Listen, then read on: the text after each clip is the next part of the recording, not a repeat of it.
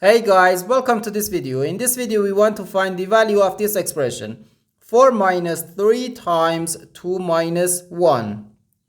Are you ready to solve? Let's go and get started. 4 minus 3 equals 1. And here we have 2 minus 1, which again equals 1. So we have 1 times 1, which equals 1. But this answer is not correct because according to the order of operations, which is PEMDAS,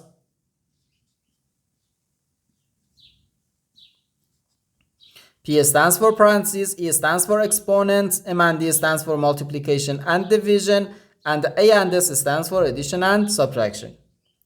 First, we have to do parentheses, then exponents, then multiplication or division, and finally addition or subtraction.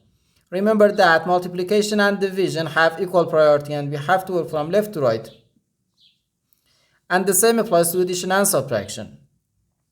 In this expression, we have 2 subtractions and 1 multiplication.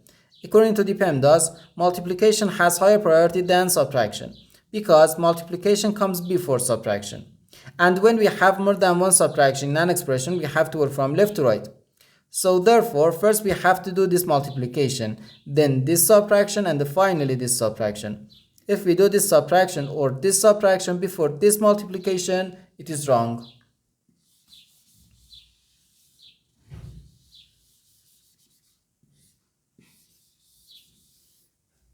So first we have to do this multiplication. 3 times 2 equals 6.